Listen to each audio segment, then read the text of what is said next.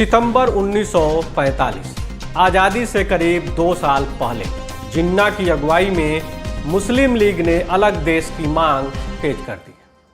तब सरदार वल्लभ भाई पटेल ने बयान दिया कि आज मुस्लिम लीग का कहना है कि कांग्रेस में हिंदुओं का प्रभुत्व है। मुस्लिम लीग पाकिस्तान के लिए चिल्ला रही है, वो चांद पाने का सपना देख रही है। जनवरी 1948 यानी आज़ादी से करीब 4 महीने बाद कबायलियों की मदद से पाकिस्तान ने कश्मीर पर हमला कर दिया था। तब सरदार पटेल ने लखनऊ में बयान दिया, मुझे मुसलमानों का दुश्मन माना जाता है, लेकिन मैं सीधी बात में भरोसा रखता हूँ। मुसलमानों ने पाकिस्तानी हमले की निंदा क्यों नहीं की? 2 घोड़ों की सवारी मत कीजिए, एक चुन लीजिए। जो पाकिस्तान जाना चाहते हैं वे जा सकते हैं। दोनों बयानों से जाहिर है कि सरदार पटेल मुस्लिमों को लेकर कड़वा और स्पष्ट बोलते हैं। उनकी छवि एंटी मुस्लिम बनाई गई, इनका खामियाजा उन्हें भुगतना पड़ा। दिल्ली यूनिवर्सिटी के महाराजा अग्रसेन कॉलेज के प्रिंसिपल और सरदार पटेल पर रिसर्च करने वाले प्रोफेसर संजीव कुमार तिवारी कहते हैं कि सबसे बड़ा नुकसान तो उन्हें तब हुआ जब गांधी जी ने पीएम पद के लिए पटेल की जगह नेहरू का समर्थन किया। पीएम इन वेटिंग सीरीज में आज सरदार वल्लभ भाई पटेल के किस्से, जिनके पास कांग्रेस कमेटियों का बहुमत था, इसके बाद भी वे प्रधानमंत्री बनते बनते रह गए। सन 1939 तक देश में 2 बड़ी पार्टियां थी, कांग्रेस और मुस्लिम लीग। जिन्ना की मुस्लिम लीग धर्म के आधार पर अलग रास्ता बना चुकी थी, जबकि कांग्रेस एक सेकुलर देश की बात कर रही थी। मुस्लिमों का भरोसा जीतने के लिए 1939 में मौलाना अबुल कलाम आज़ाद को कांग्रेस अध्यक्ष के रूप में चुना गया। इसी दौरान द्वितीय विश्व युद्ध छिड़ गया। भारत छोड़ो आंदोलन शुरू हुआ, जिनकी वजह से 1946 तक कांग्रेस अध्यक्ष का चुनाव नहीं हो पाया और मौलाना आज़ाद ही अध्यक्ष बने रहे। लेकिन आज़ादी की सुगबुगाहट मिलने के बाद नए अध्यक्ष का चुनाव कराने का फैसला किया गया। अबुल कलाम आज़ाद अपनी बायोग्राफी इंडिया विंस फ्रीडम में लिखते हैं कि प्रेस में मुझे दोबारा अध्यक्ष बनाने की बात को उठाया गया।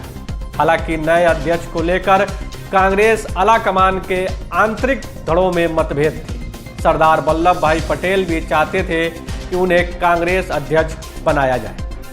The collected works of Mahatma Gandhi के 90वें खंड के अनुसार 20 अप्रैल 1946 को लिखी चिट्ठी में गांधी ने लिखा, मौलाना साहब, आपके बारे में जो कुछ अखबारों में लिखा है उसका कोई आधार नहीं है।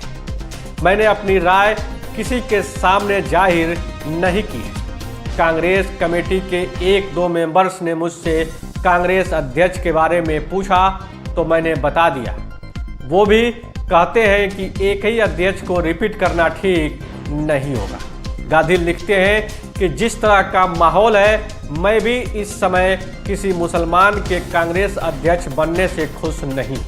मैं चाहता हूं कि आपको एक घोषणा करनी चाहिए कि अब आप कांग्रेस अध्यक्ष नहीं रहना चाहते। बादशाह खान का नाम पहले से ही प्रस्तावित था।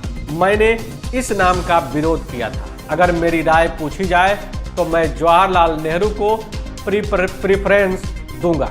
इसके कारण कई हैं, लेकिन मैं उनमें नहीं जाना चाहता। गांधी जी ने अपनी चिट्ठी में साफ कर दिया था कि वो जवाहरलाल नेहरू को कांग्रेस अध्यक्ष बनना चाहते हैं। कांग्रेस अध्यक्ष को ही आज़ादी के बाद अंतरिम प्रधानमंत्री बनाया जाना था।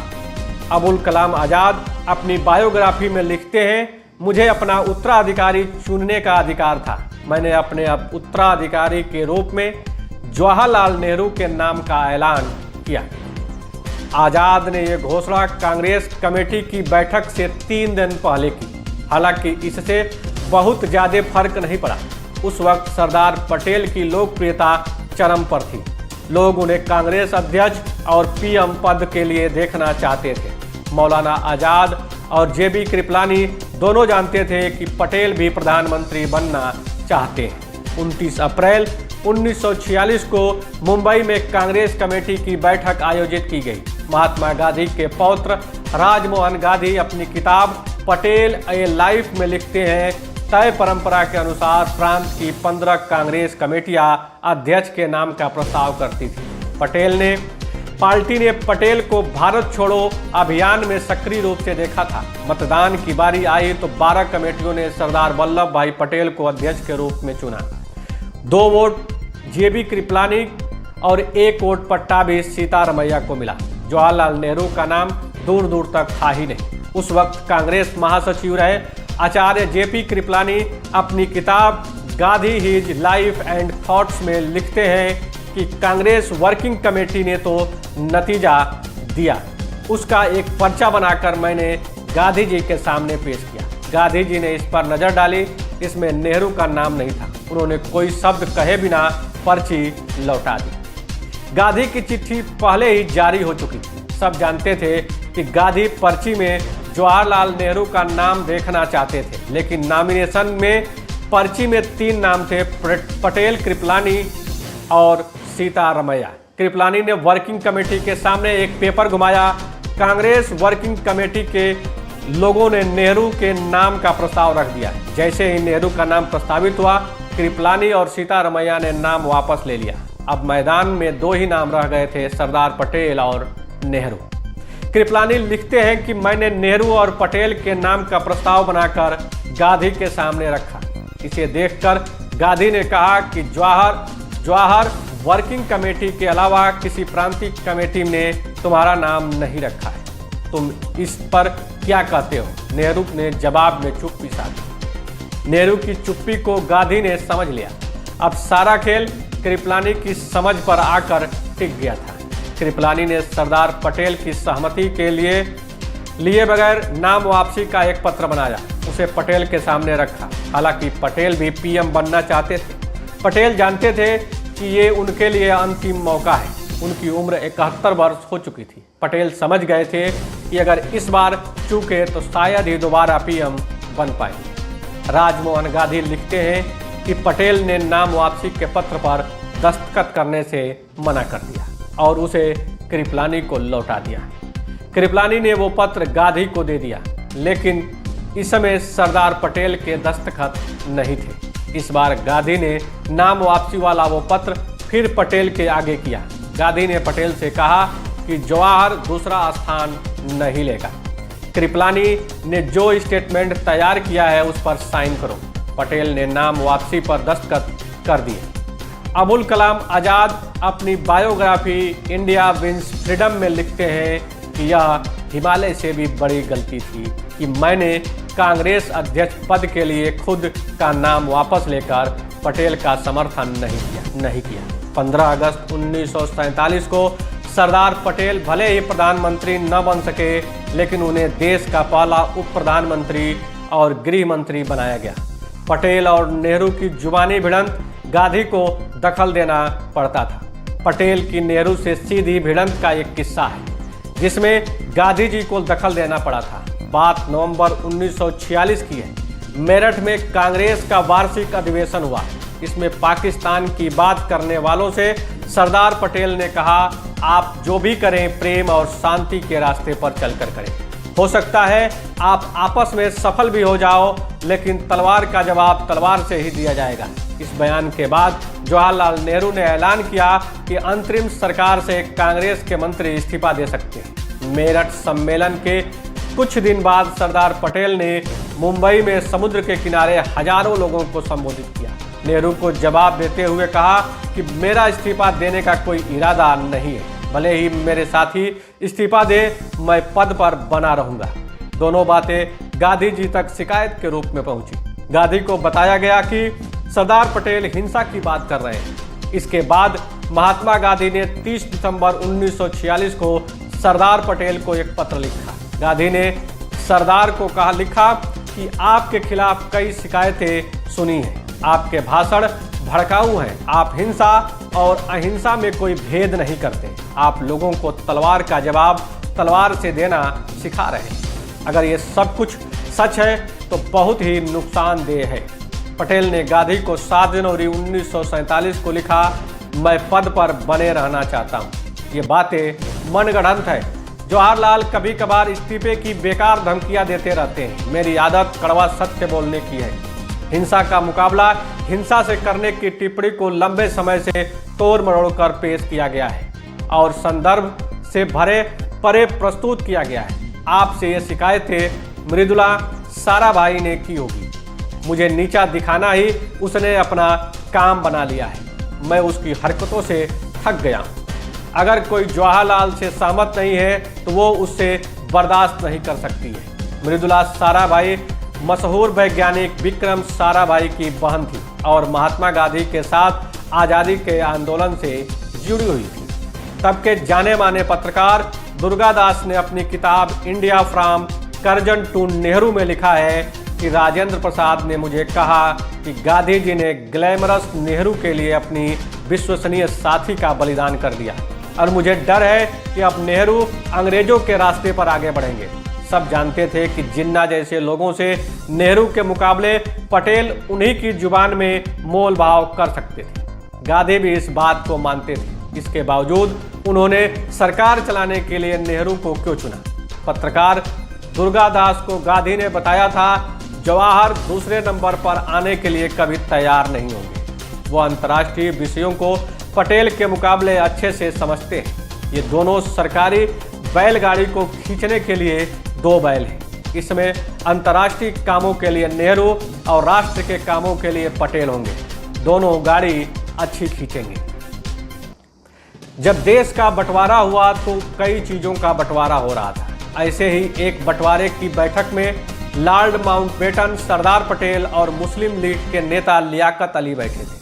आज़ादी के समय देश में सरकारी छपाई की 6 प्रिंटिंग मशीनें थीं। लियाकत अली ने कहा, 6 में से एक सरकारी प्रिंटिंग प्रेस को दिल्ली से कराची ले जाया जाए। ये सुनते ही पटेल का पारा चढ़ गया। राजमोहन गांधी लिखते हैं कि पटेल ने लियाकत अली को ऐसे देखा जैसे उन्हें भस्म कर देंगे। पटेल ने कहा, सभी 6 प्रेस पूरी तरह से भारत सरकार के काम में लगी हुई है, उनमें से किसी को भी नहीं दिया जा सकता। फिर लॉर्ड माउंटबेटन ने कहा, सरदार जी से प्लीज कम से कम एक मशीन तो देनी ही होगी, भले ही इससे सरकार की परेशानी हो। यह एक न्यायपूर्ण बंटवारा होगा। इसके बाद सरदार ने माउंटबेटन की तरफ देखा और भड़कते हुए सरदार बोले, किसी ने पाकिस्तान को अलग होने के लिए नहीं कहा था। हालांकि बाद में सरदार एक मशीन देने के लिए तैयार हो गए। राजमोहन गांधी लिखते हैं कि हैदराबाद का निजाम सबसे अमीर था, लेकिन बेहद कंजूस और मैले कुचैले कपड़े पहनने वाला व्यक्ति था।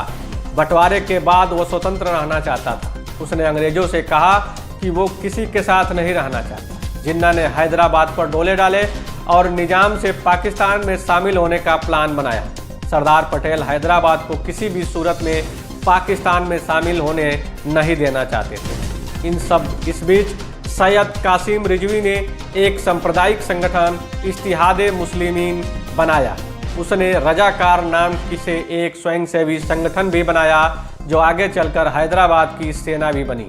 ये रजाकार ही हिंदू जनता पर अत्याचार कर रहे थे। इत्तेहादे मुस्लिमीन नाम का संगठन ही बाद में पॉलिटिकल पार्टी AIMIM बना, जिसके मुखिया फिलहाल असुद्दीन ओवैसी है। आचार्य चंद्रशेखर शास्त्री अपनी किताब राष्ट्र निर्माता सरदार पटेल में लिखते हैं कि अंग्रेजों की ओर से सर वाल्टन माउंटबेटन ने प्रस्ताव दिया कि निजाम के साथ होने वाले समझौते में कुछ बदलाव कर लेना चाहिए। इस पर सरदार पटेल ने कहा कि यह नहीं हो सकता। निजाम को विशेष छूट देने का मतलब होगा दूसरी रियासतों से धोखाधड़ी। हम ऐसा नहीं करेंगे। हैदराबाद को उसी शर्त पर भारत का हिस्सा बनना होगा जिस पर दूसरी रियासतें बनी हैं। सरदार ने कहा कि हैदराबाद किसके साथ रहेगा यह तय करने वाले निजाम कौन होते हैं, ये तो वहाँ की प्रजा तय करेगी। जो प्रजा का फैसला होगा हमें स्वीकार होगा। हालांकि निजाम ने जनमत संग्रह का ऑफर ठुकरा दिया। निजाम के एक प्रतिनिधि नवाब अली यावर जंग ने लॉर्ड माउंटबेटन से मुलाकात की। उनसे कहा कि यदि हैदराबाद को भारत में मिला लिया जाए तो वहाँ की मुस्लिम जनता 50% हिंदू जनता को काट देगी। तब लॉर्ड माउंटबेटन ने कहा कि आपको क्या लगता है, क्या भारत सरकार शांति से यह सब होती देखती रहेगी? अप्रैल में एक बार फिर निजाम का प्रतिनिधि लाइक अली दिल्ली पहुंचा और उसने पटेल से मिलने की इच्छा जताई। लाइक अली ने अपनी धमकी जारी रखी, इसे पटेल शांति से सुनते रहे। फिर पटेल ने कहा, आप भी जानते हैं और मैं भी जानता हूं कि हैदराबाद में सत्ता कहां है। हैदराबाद पर अभी पकड़ रखने वाले सज्जन सैयद कासिम रिजवी ने कहा है कि यदि भारतीय सेना हैदराबाद आई तो वे 1.5 करोड़ हिंदुओं को मरवा डालेंगे। भारत सरकार को उनकी राख और हड्डियों के अलावा कुछ नहीं मिलेगा। सरदार ने कहा कि अगर ऐसी ही बात है तो निजाम और उनके पूरे परिवार को भविष्य के बारे में सोचना चाहिए, उनका क्या होगा। और मैं आपको अंतिम मौका दे रहा हूं कि आप निजाम से पूछिए कि वो क्या चाहते हैं। 13 मई को रक्षा समिति की बैठक हुई जिसमें तय किया गया कि हैदराबाद पर हमला बोल देना चाहिए, लेकिन पीएम जवाहरलाल नेहरू ने कहा कि जब तक कोई बड़े नरसंहार या अनहोने की घटना की आशंका न हो, हमें ये कदम नहीं उठाना चाहिए। 10 सितंबर को सरदार पटेल ने निजाम को फाइनली और अंतिम अल्टीमेटम दिया कि वो सारी नौटंकी छोड़कर जनता की इच्छा के अनुरूप भारत में शामिल हो जाए, लेकिन निजाम ने यह अंतिम ऑफर भी ठुकरा दिया। अगले दिन पाकिस्तान के संस्थापक मोहम्मद अली जिन्ना की मौत हो गई। Doctor R K. सिंह अपनी किताब सरदार पटेल में लिखते हैं कि सैन्य ऑपरेशन की तैयारी शुरू हो गई। नाम दिया गया ऑपरेशन पोलो। यह नाम इसलिए दिया गया क्योंकि दुनिया में सबसे ज़्यादा पोलो के 17 मैदान हैदराबाद में थे। अगले दिन भारतीय सेना ने हैदराबाद में प्रवेश किया। 5 दिन की कार्यवाही के बाद भारत ने हैदराबाद को अपना राज्य बना लिया। पीएम इन वेटिंग सीरीज के अगले एपिसोड में एक ऐसे नेता की कहानी जिनका पीएम बनना तय माना जा रहा था, लेकिन एक हादसे ने सब कुछ खत्म कर दिया। तो आज बस इतना ही, मिलते हैं अगले सीरीज में। तब तक के लिए नमस्कार, जय हिंद, वंदे मातरम।